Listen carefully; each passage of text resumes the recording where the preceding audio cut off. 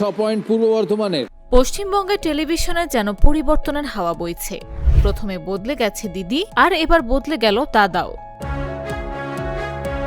দীর্ঘদিন ধরে দাদাগিরি মানেই ছিল একটাই নাম, সৌরভ গাঙ্গুলী। ক্রিকেট মাঠে যেমন তিনি ছিলেন বাংলার মহারাজ, ঠিক তেমনি টিভির পর্দায় হয়ে উঠেছিলেন সবার প্রিয় দাদা। কিন্তু এবার সেই পরিচিত ছবিতে এসেছে বড় পরিবর্তন। জি বাংলার জনপ্রিয় রিয়েলিটি শো দাদাগিরির নতুন সঞ্চালক হচ্ছেন টলিউড সুপারস্টার দেব। অনেকদিনের জল্পনার অবসান ঘটিয়ে নিজেই সামাজিক মাধ্যমে ইঙ্গিত দেন তিনি। এরপর শুরু হয় নতুন সিজনের শুটিং। বিশ্ব বাংলা কনভেনশন সেন্টারে উৎসবমুখর পরিবেশে শুরু হয়েছে দাদাগিরির 11তম সিজনের শুটিং। কালো পোশাকে লাল গালিচায় অতিথিদের স্বাগত জানান নতুন দাদা দেব। অনুষ্ঠানে উপস্থিত ছিলেন প্রসেনজিৎ চট্টোপাধ্যায়, গায়ক শান, ফুটবলার সুনীল ছেত্রী সহ আরও অনেক তারকা।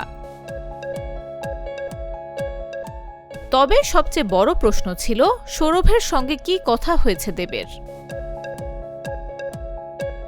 এই প্রশ্নের জবাবে দেব বলেন, তিনি সৌরভকে রিপ্লেস করতে আসেননি। সৌরভ নিজেও নতুন কিছু করতে চেয়েছিলেন, দাদাগিরির টিমও নতুনত্ব খুঁজছিল। শুরুর আগে সৌরভের সঙ্গে কথা হয়েছে এবং তিনি বেশ কিছু গুরুত্বপূর্ণ পরামর্শ দিয়েছেন বলে জানান দেব। সম্প্রতি জি বাংলার একাধিক জনপ্রিয় অনুষ্ঠানে বড় পরিবর্তন এসেছে। রান্নাঘরে নতুন সঞ্চালক, দিদি নম্বর 1-এও এসেছে নতুন মুখ। আর সেই ধারাবাহিকতায় এবার দাদাগিরিতেও দেখা যাবে নতুন দাদাকে। এদিকে দেবকে নতুন ভূমিকায় দেখার জন্য ভক্তদের উচ্ছ্বাসও চোখে পড়ার মতো। কলকাতার বিভিন্ন প্রান্ত থেকে অসংখ্য অনুরাগী শুটিং সেটে হাজির হন শুধুমাত্র প্রিয় তারকাকে সঞ্চালকের আসনে প্রথমবার দেখার জন্য। এখন দেখার বিষয়, প্রায় 1 দশকেরও বেশি সময় ধরে সৌরভ গড়ে তোলা দাদাগিরির ঐতিহ্যকে নিজের স্টাইলে কতটা এগিয়ে নিয়ে যেতে পারেন দেব। নতুন এই গুগলি দর্শকদের কতটা মুগ্ধ করে, সেটাই এখন সবচেয়ে বড় প্রশ্ন।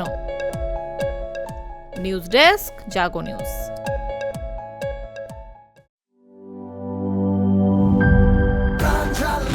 প্রাণ ঝালমুড়ি, এই ঝাঁজ সেই ঝাঁজ।